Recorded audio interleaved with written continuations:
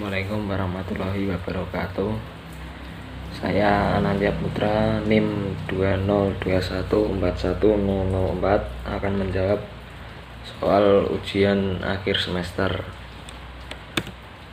Yang nomor 1, jelaskan pola bentuk gabungan terikat. Tulislah kembali bentuk gabungan terikat berikut ini. Bentuk terikat adalah bentuk bahasa yang harus digabung dengan unsur lain agar dapat dipakai dan memiliki makna yang jelas. 1. Adikuasa. 2.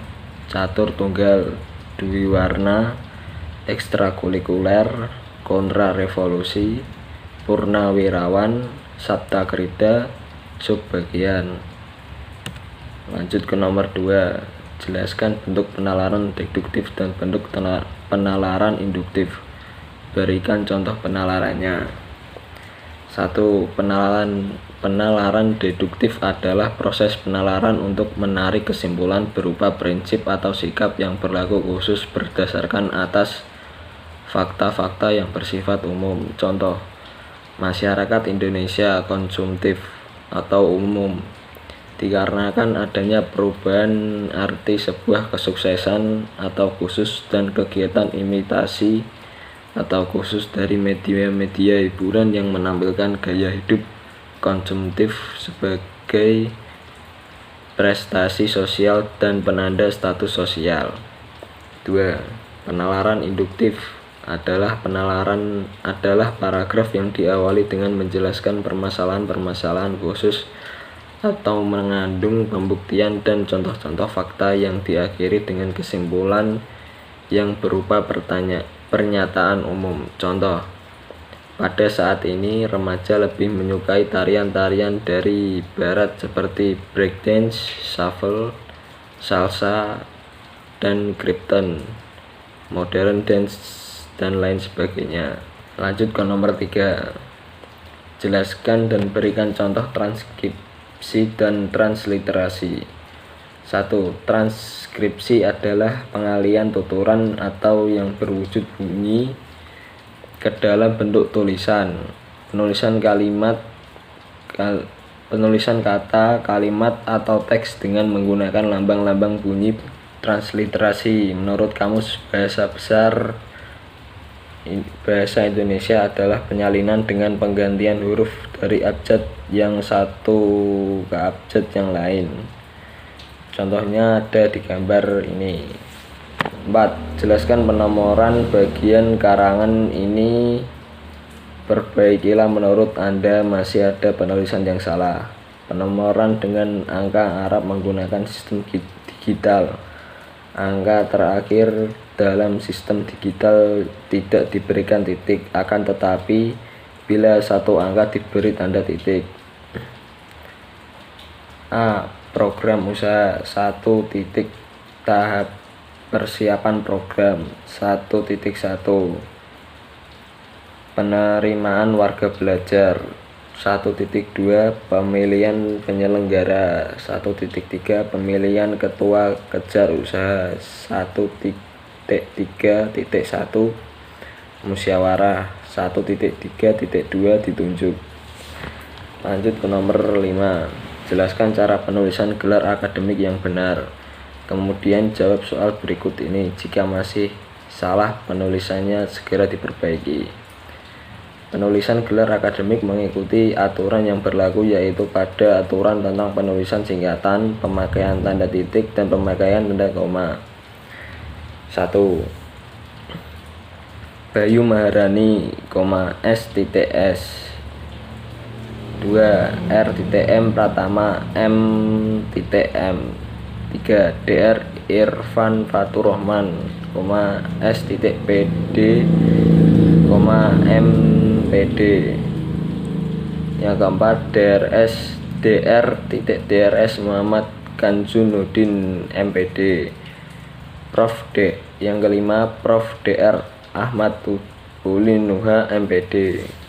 6. Jelaskan penggunaan tanda elips, tanda suku, dan tanda kurung. Berikan contoh penggunaan tanda tersebut dalam kalimat. Tanda elips dipakai untuk menunjukkan bahwa dalam suatu kalimat atau kutipan ada bagian yang hilang Misalnya, penyebab kemerosotan akan diteliti lebih lanjut. Dalam Undang-Undang Dasar 1945 disebutkan bahwa bahasa negara ialah lain lubuk lain ikannya. Tanda hubung digunakan untuk menyambung suku-suku kata dasar yang terpisah oleh pergantian baris. Contohnya, selain digunakan untuk menjadi pelindung tubuh, rompi itu juga didesain senyaman mungkin. Kedua, terkadang ada kalanya kita harus berhenti untuk menghayal dan imajinasi kita terlalu tinggi. Tanda kurung digunakan untuk mengapit tambahan keterangan atau penjelasan yang biasa digunakan untuk menjelaskan abreviasi. Contohnya, Kementerian Riset dan Teknologi dan Pendidikan Tinggi atau Kemenristek Dikti telah menyelenggarakan program Hibah Bina Desa atau BHBD semenjak bulan lalu. Kedua, Dewan Perwakilan Rakyat Republik Indonesia atau DPR RI mengajukan kebijakan yang terlalu mementingkan masalah pribadi. Lanjut ke nomor 7, jelaskan 3 cara penalaran induktif meliputi generalisasi, analogi, hubungan sebab, akibat, atau kausal. Silahkan jelaskan satu persatu disertai contohnya. 1. Generalisasi adalah sebuah bentuk dari kegiatan penalaran yang di dalamnya bertolak dari beberapa macam bentuk fakta maupun berbagai macam bentuk gejala yang secara khusus akan dilakukan pengamatan, kemudian akan dilakukan penarikan terhadap kesimpulan yang secara umum terhadap sebuah bagian dari gejala yang diperhatikan. Contohnya adalah data statistik, fakta, hingga kesimpulan. Yang kedua, analogi adalah 2 macam bentuk hal yang dimana dilakukan perbandingan yang pada akhirnya akan memperhatikan seluruh persamaan yang ada tanpa memperlihatkan perbedaan yang ada. Contohnya adalah ketika seorang ingin memakan Indomie, akan tetapi yang ada hanyalah mie sedap. Sama-sama mie tetapi membedakan hanyalah mereknya.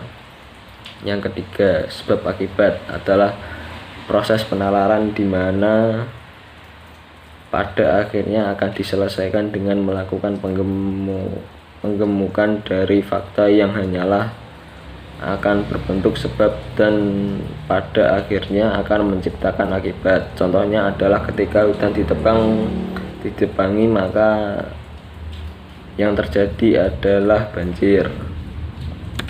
Lanjut ke nomor 8, jelaskan yang dimaksud dengan silogisme. Berikan contoh silogisme. Silogisme adalah sebuah penalaran deduksi yang dilakukan secara tidak langsung. Silogisme juga dapat diartikan sebagai sebuah argumen deduktif yang memiliki 2 premis dan sebuah kesimpulan. Berikut adalah beberapa contoh kalimat silogisme. 1. Jika musim kemarau, sungai akan mengering. 2. Sekarang sungai mengering. 3. Jadi sekarang musim kemarau. Lanjut ke nomor 9. Apa yang dimaksud dengan konjungsi? Sebutkan jenis-jenis konjungsi dan berikan contoh penalaran konjungsi. Konjungsi diartikan sebagai kata atau ungkapan penghubung antar kata, antar frasa, antar klausa, dan antar kalimat. Konjungsi koordinatif merupakan konjungsi yang menghubungkan 2 unsur atau lebih yang sama pentingnya atau memiliki status sintaksis yang sama. Contohnya adalah dan, atau, tetapi. Konjungsi korelatif adalah konjungsi yang menghubungkan 2 kata frasa atau klausa yang memiliki status sintaksis yang sama. Contohnya adalah baik maupun tidak, hanya, tetapi, juga, demikian, sehingga, entah, jangankan, pun. Yang ketiga, konjungsi subordinatif adalah konjungsi yang menghubungkan dua klausa atau lebih dan klausa itu tidak memiliki status sintaksis yang sama. Salah satu dari klausa itu merupakan anak kalimat dari induknya. Yang keempat, konjungsi antar kalimat itu menghubungkan satu kalimat dengan kalimat yang lain. Posisinya selalu memulai suatu kalimat yang baru, dan tentu saja huruf pertamanya ditulis dengan huruf kapital. Contohnya konjungsi antar kalimat adalah biarpun demikian atau begitu, meskipun demikian atau begitu. Kemudian sudah itu, selain itu, sebaliknya, sesungguhnya, bahkan, tetapi, kecuali itu, dengan demikian, oleh karena itu, dan sebelum itu. Lanjut ke nomor 10. Wacana terbagi menjadi 5, yakni wacana narasi, deskripsi, eksposisi, argumentasi, persuasi. Jelaskan ciri dan perbedaan tiap wacana tersebut serta berikan contohnya. 1. Wacana narasi merupakan jenis wacana yang berisi berita. Wacana ini menceritakan sebuah kejadian secara berurutan berdasarkan waktu kejadian. Ciri-ciri narasi: terdapat tokoh dan terdapat alur dan konflik. Contoh, Paman baru saja selesai membersihkan halaman depan. Di ruang tamu dilihatnya Adi dan Beni sedang belajar. Paman menyapa mereka dengan ramah. Paman lalu masuk lewat pintu depan. 2. Wacana deskripsi, jenis wacana yang ditunjukkan kepada penerima pesan agar dapat membentuk suatu citra atau imajinasi tentang suatu hal. Ciri-ciri deskripsi: menggambarkan suatu objek dengan melibatkan pengamatan dari panca indera. Contoh, tumbuhan kaktus memiliki ciri khusus pada daun, batang, dan akarnya. Daunnya berbentuk duri, batangnya tebal berlapis lilin, akarnya tumbuh memanjang. Yang ketiga, wacana eksposisi merupakan jenis wacana untuk sesuatu hal kepada penerima atau pembaca agar yang bersangkutan memahaminya. Dalam wacana ini diperlukan proses berpikir. Ciri-ciri eksposisi: menyajikan informasi tentang suatu hal berdasarkan fakta. Contoh, buah pepaya memiliki banyak manfaat bagi kesehatan. Buah pepaya mengandung papain dan serat yang dapat membantu mengatasi gangguan pencernaan. Kandungan vitamin C dalam buah pepaya dapat memperbaiki sistem imunitas tubuh. Sementara itu, biji pepaya juga mengandung flavonoid untuk menjaga kesehatan ginjal. Yang keempat, wacana argumentasi merupakan jenis wacana yang berusaha mempengaruhi pembaca atau pendengar agar menerima pernyataan yang dipertahankan, baik yang didasarkan pada logistik maupun emosional. Ciri-ciri argumentasi: berisi pendapat yang didukung dengan data dan berusaha meyakinkan pembaca dengan data yang disajikan. Contoh, kerukunan warga sekolah harus dipupuk dengan tercipta suasana belajar yang nyaman dan menyenangkan. Dalam hal ini, partisipasi seluruh warga sekolah sangat diharapkan. Upaya menjalin kerukunan tersebut harus dilakukan pada setiap bentuk kegiatan. Setiap sikap saling menghargai antar warga sekolah merupakan kunci utama. Yang kelima, wacana persuasi merupakan wacana yang bertujuan untuk melakukan tindakan sesuai yang diharapkan mempengaruhi penuturnya. Ciri-ciri persuasi: berisi ajakan kepada pembaca. Contoh, perpustakaan merupakan sumber belajar yang menyediakan berbagai macam bacaan tersebut, misalnya buku, kamus, majalah, dan tabloid. Di perpustakaan, kita dapat membaca bacaan tersebut sepuasnya. Kita pun dapat meminjamnya untuk dibaca di rumah. Dengan banyak membaca, tentunya kita akan memperoleh banyak pengetahuan. Jadi seharusnya kita memanfaatkan perpustakaan sebagai sumber belajar semaksimal mungkin. Sekian dan terima kasih. Wassalamualaikum warahmatullahi wabarakatuh.